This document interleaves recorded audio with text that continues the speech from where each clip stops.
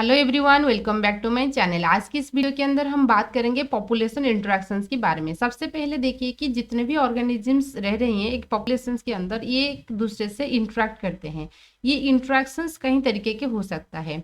हम देखेंगे कि एक स्पेसीज यदि दूसरे स्पेसीज की ग्रोथ या रिप्रोडक्शंस में हेल्प कर रहा है तो इस टाइप की इंटरेक्शंस को हम बोलेंगे पॉजिटिव इंटरेक्शंस। यदि एक स्पेसीज दूसरे स्पेसीज की ग्रोथ या रिप्रोडक्शंस को इनहिबिट कर रहा है तो हम उसको नेगेटिव इंटरेक्शन मान के चलेंगे।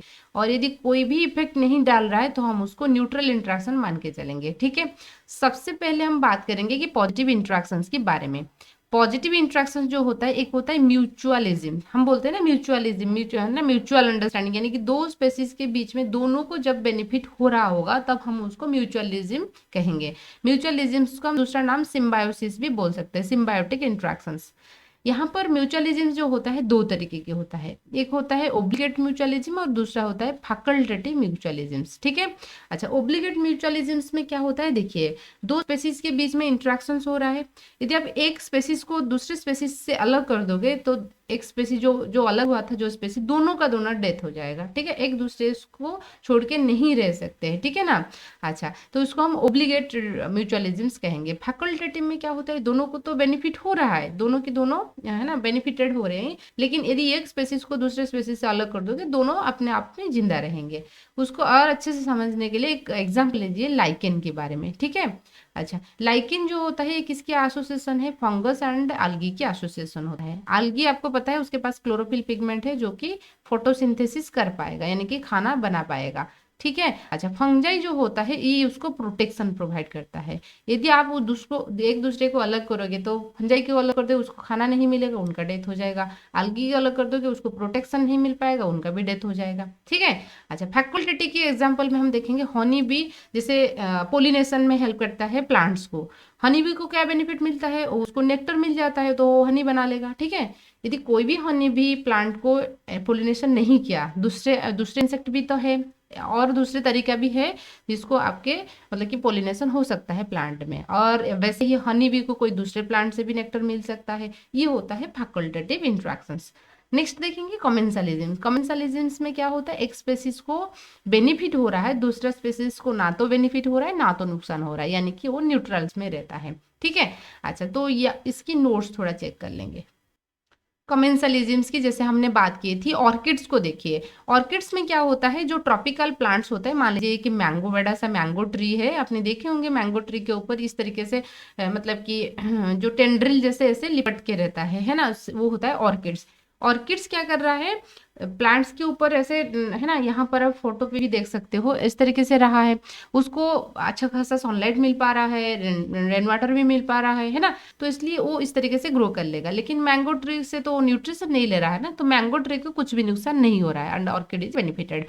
बार्नाकल्स जैसे व्हील हो गया, इतना बड़ा है ना व्हील है, तो वो समुंदर के रह रहा है, बार्नाकल्स उसके पीठ के ऊपर ऐसे रहता है। बार्नापेल व्हील्स को कोई नुकसान नहीं हो रहा है, बार्नाकल्स को बेनिफिट मिल रहा है। और इर्गेट एंड कैटस को देखिए, जहां पर गाय भैंस घास वगैरह खा रहे हैं ना, उसके साथ साथ आप देखोगे कितना कुछ बार्ड्स ऐसे होते हैं उसके साथ साथ चलते रहते हैं। क्यों, क्योंकि वो जब घास खाएंगे, घास के अंदर जो छोटे छोटे इंसेक्ट होता है वो ऊपर आ जाएंगे, ये उसको पकड़ लेंगे। ठीक है, और सी एनेमन एंड क्लॉनफिश की जो रिलेशनशिप होता है, सी एनेमन एक सिलेंडरेट्स होते हैं, उसके पास टेंटाकिल है, वो क्या करेगा, वो स्टिंगिंग करेगा जो भी उनके पास आएगा, तो क्लॉनफिश को कोई अटैक नहीं कर सकते हैं। ठीक है ना, तो सी एनेमन को तो कोई नुकसान नहीं हो रहा है, क्लॉनफिश बस बेनिफिटेड हो रहा है। ठीक है, नेक्स्ट देखिए म्यूचुअलिज्म। जैसे हमने बात की थी लाइकेंस के बारे में, तो फंगस एंड सियानोबैक्टीरिया, यानी कि सियानोबैक्टीरिया एक algae है। ठीक है ना, ब्लू ग्रीन algae हम उसको मान के चलते हैं, बीजीए।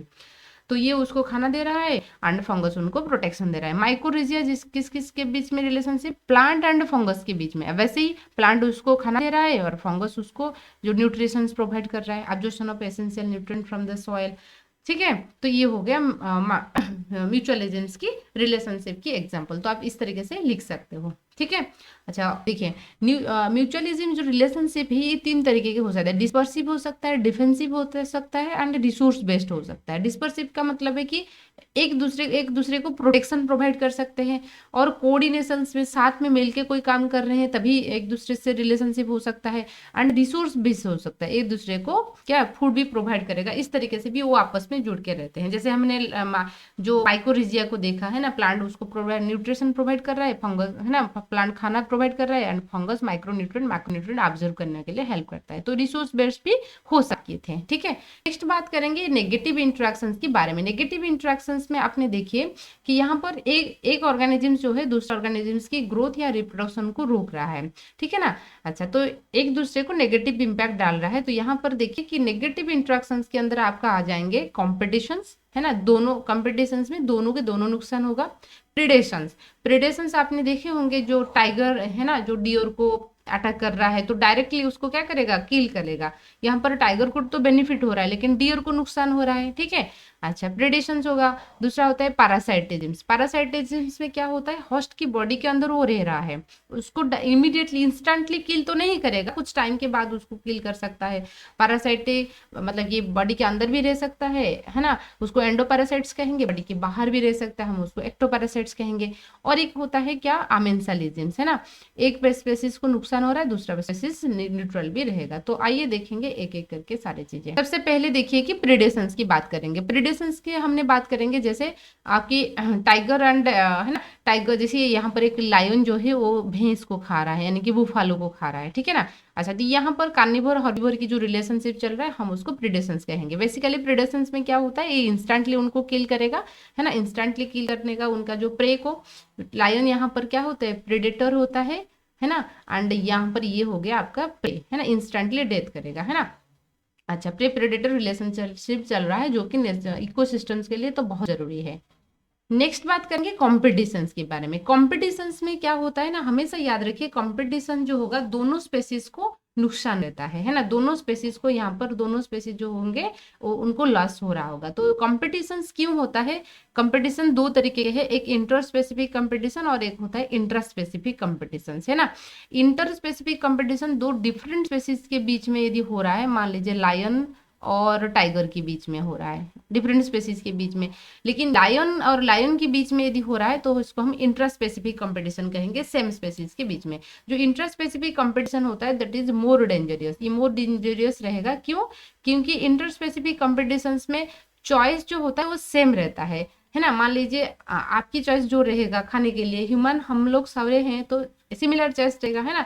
दो नॉन वेजिटेरियंस लोग होंगे तो दोनों की चॉइस मान लीजिए मटन है या चिकन है, तो दोनों के लिए कंपटीशन होगा। मान लीजिए एक वेजिटेरियन है और एक नॉन वेजिटेरियन है, तो उनके बीच में भी तो वही चीज़ है, चिकन और मटन को लेके तो कोई कंपटीशन नहीं रहेगा ना। वो बोलेगा तुम पनीर ले लिए, मशरूम ले लीजिए और मैं अपनी चिकन और मटन ले लूँ, तो कंपटीशन नहीं होगा, समझ रहे हो ना। तो इस तरीके से खाने की चॉइस अलग होने से नहीं होता है। लेकिन इंटर में सेम स्पेसीज है तो पार्टनर, है ना, फूड रहने के लिए जो प्लेस है वो भी इक्वल रहेगा, फूड भी इक्वल, मतलब चॉइस इक्वल रहेगा, मेटिंग पार्टनर भी इक्वल रहेगा। तो इसलिए क्या होता है, इंटर स्पेसिफिक कंपटीशन जो होता है ये हमेशा नुकसानदायक है। ठीक है ना, कंपटीशन इस तरीके से होता है। नेक्स्ट हम बात करेंगे पैरासाइटिज्म के बारे में। जैसे हमने बात की थी कि पैरासाइटिज्म क्या होता है, होस्ट स्पेसिफिक होगा, है ना। तो एक होस्ट रहेगा और दूसरा पैरासाइट रहेगा। होस्ट जिसके बॉडी के अंदर ऑर्गेनिजम्स रह रहा है हम उसको होस्ट कहेंगे। तो ये पैरासाइट जो होता है ये इमीडिएटली और इंस्टेंटली डेथ नहीं करेगा, वो free feeding and free lodging, रहना और खाना दोनों मुफ्त होता है। ठीक है ना। प्रेडेशंस में भी वही है, पॉजिटिव एंड नेगेटिव रिलेशनशिप, यहाँ पर भी पॉजिटिव नेगेटिव रिलेशनशिप है, लेकिन प्रेडेशंस में वो प्रे की बॉडी के अंदर नहीं रहा था अभी, लेकिन पैरासाइटिज में वो प्रे की होस्ट की बॉडी के अंदर रहा है ना। पैरासाइटिज दो तरीके के हैं, एक एक्टो पैरासाइट से, एक एंडो पैरासाइट से। एक्टो मतलब कि बॉडी की बाहर ऊपरी सरफेस के अंदर रह रहा है, जैसे जू होता है ना, लाउस हेड में पाया जाता है, टिक्स वगैरह डॉग और गाय भैंस के अंदर होता है। एंडो पैरासाइट्स जो बॉडी के अंदर रह रहा है ना, हमारे गट के अंदर जो टेपवार्म है ना, राउंड वार्म में पाया जाता है, ये सारे एंडो पैरासाइट। एक्टो पैरासाइट्स की देखिए आप इस तरीके से लिख सकते हो, है ना, टिक लाइस ये सारे होते हैं, है ना। अच्छा, एंडोपैरासाइट्स की भी ये सारे एग्जांपल होता है एंडोपैरासाइट्स की, है ना। उस तरीके से आप नोट्स भी लिख। नेक्स्ट बात करेंगे हम अमेंसलिज्म्स की। अमेंसलिज्म्स जो होता है कॉमेंसलिज्म्स की एकदम ऑपोजिट होता है। यहाँ पर एक को नुकसान हो रहा है, दूसरा को ना तो बेनिफिट ना तो नुकसान, यानी कि न्यूट्रल रिलेशनशिप में रहता है।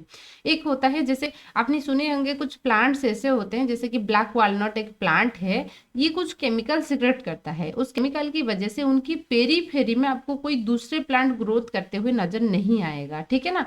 इस टाइप की चीजों को हम एलेलोपैथी बोलते हैं। इस यानी कि ये ब्लैक वॉलनट प्लांट कुछ ऐसे सीक्रेट कर रहा है केमिकल, जिसके वजह से पेरीफेरी में और प्लांट ग्रो नहीं कर रहा है, तो उसको तो कुछ प्रॉब्लम नहीं हो रहा है, लेकिन दूसरे प्लांट ग्रो नहीं कर पा रहे हैं, तो इसलिए उनको न्यूट्रल रिलेशनशिप है, ठीक है ना।